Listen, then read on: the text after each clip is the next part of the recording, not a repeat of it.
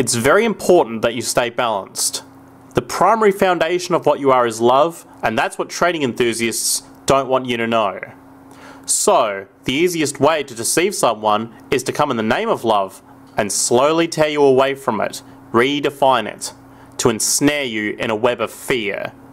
The art of disinformation is providing enough true information so that when the false information is presented, it will be taken as true. This is why the concept of truth being relative is so heavily promoted. What is true for you. The truth simply being left up to the mob, instead of a scientifically defined society, has failed to bring us long-lasting happiness. Collectively, instead of happiness, we are abused addicts, medicating the self-inflicted pain of our broken social system, chasing after shallow pleasures, instead of truly embracing and valuing each other. The first question is not why the addiction, but why the pain.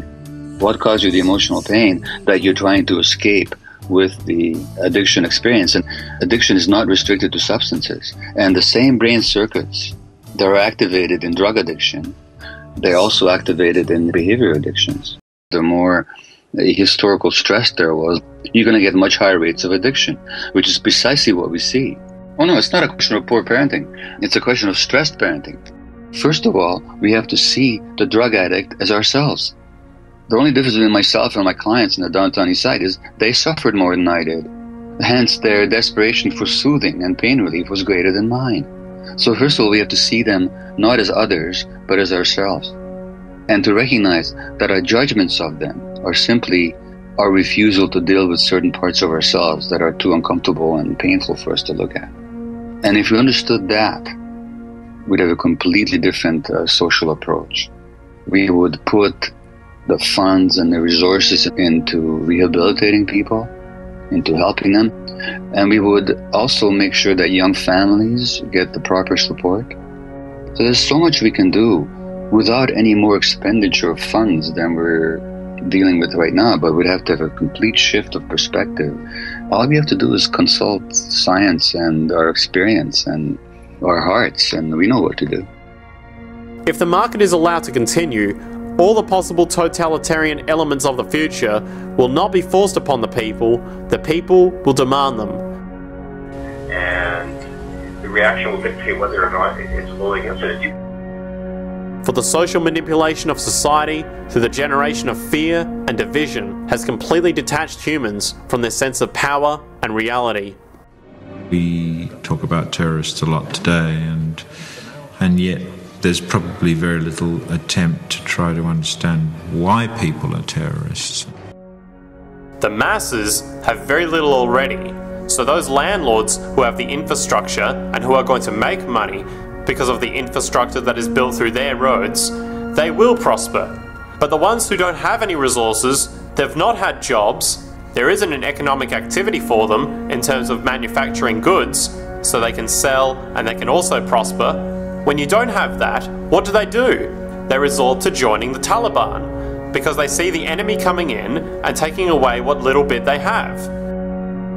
A process which has been going on for centuries, if not millennia. Religion, patriotism, race, wealth, class, and every other form of arbitrary separatist identification thus conceived has served to create a static, apathetic society which denies new scientific understandings, finds comfort in mediocrity, and craves reassurance from the ignorant and those in power.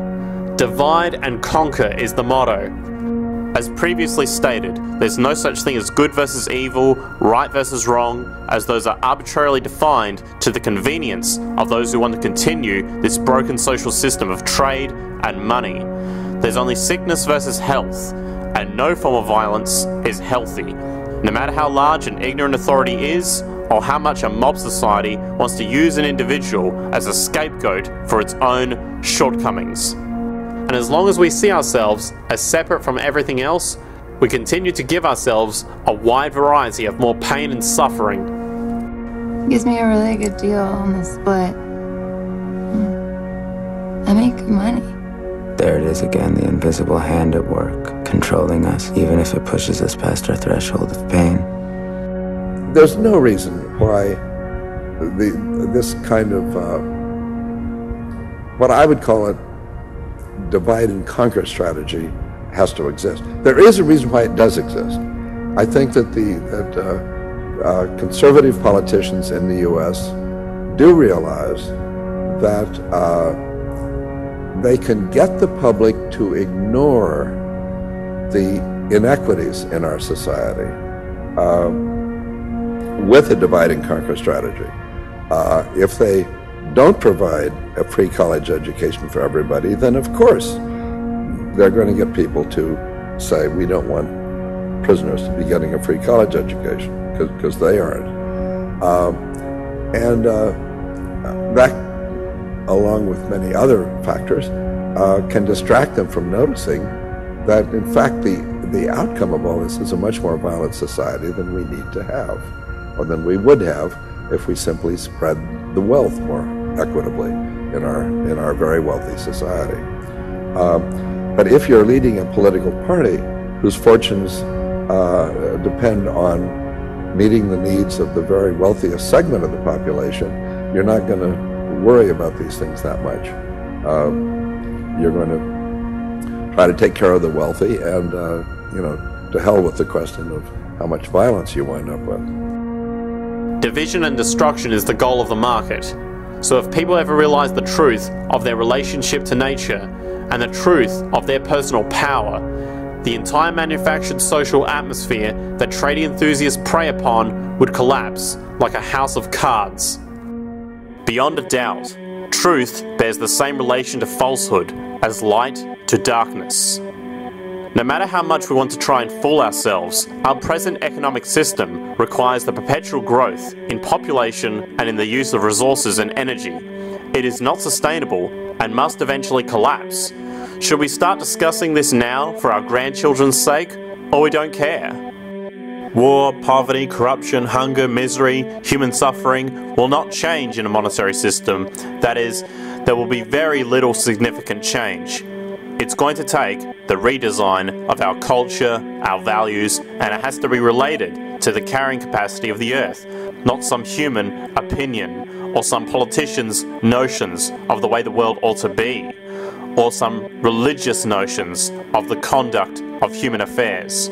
And that's what the Venus Project is about.